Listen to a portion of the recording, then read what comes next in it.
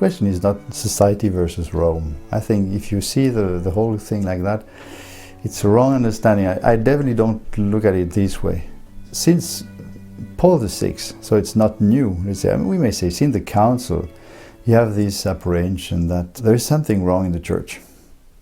A movement, a strong movement, which is going astray, which is no longer, let's say, giving the Catholic line, but from people who are in position, and so who give the impression it's the Catholic Church. Many people have an understanding of the Council, which is a wrong understanding.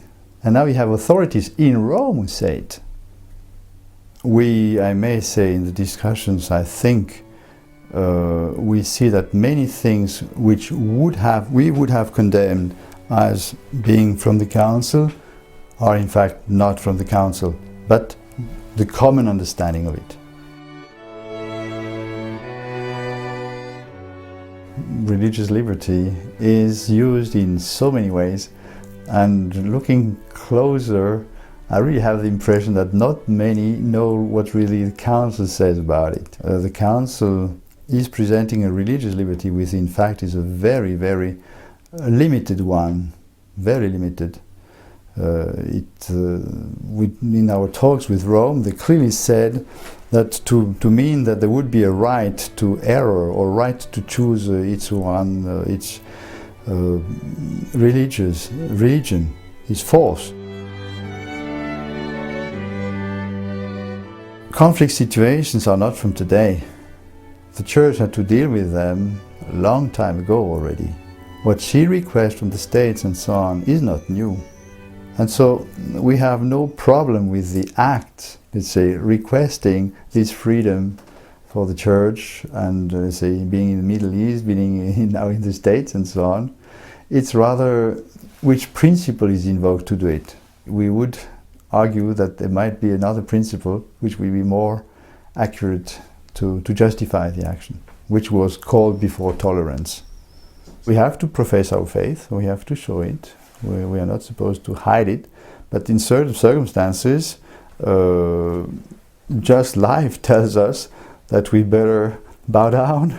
If there's a time of persecution, for example, nobody is obliged to provoke the opponent or the persecutor.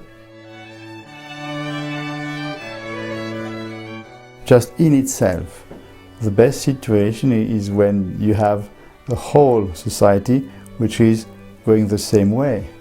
It also helps to unity, to peace, to everything. And of course, religion is a major part in the human heart.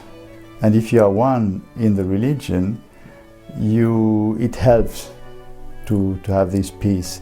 And I may say, well, that's the commandment of our Lord to His Church. We have to go to all nations and teach them what our Lord said. Now, when you are in a situation which is a mixed situation, which is, let's say, the reality, I would say, well, that's not the ideal, but that's the situation in which you are. And that's, let's say, where you have to do your job, your duty as a Christian. So you have to give this witness to the others. You must try to help them. We want everybody to have that wonderful happiness of heaven, and trying to bring them to this knowledge. If you think of what happened to them during World War II, they do consider, let's say, the Christian position towards them as the cause of what happened to them, which we claim that's wrong. It's not true. Hitler he might have been baptized, but his behavior absolutely anti-Catholic. It was not the Catholic behavior which he followed by doing what he did.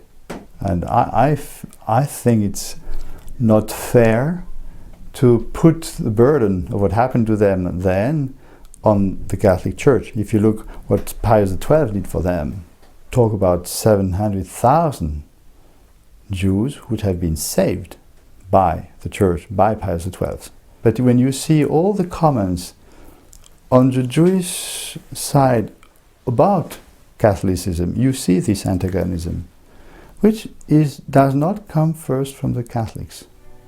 I don't think so. Personally, I would have wished to wait for some more time to see things clearer. But once again, it reappears that the Holy Father wants it to happen now.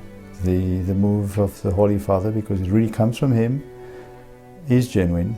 If this recognition happens, it's thanks to him, definitely, and to him alone.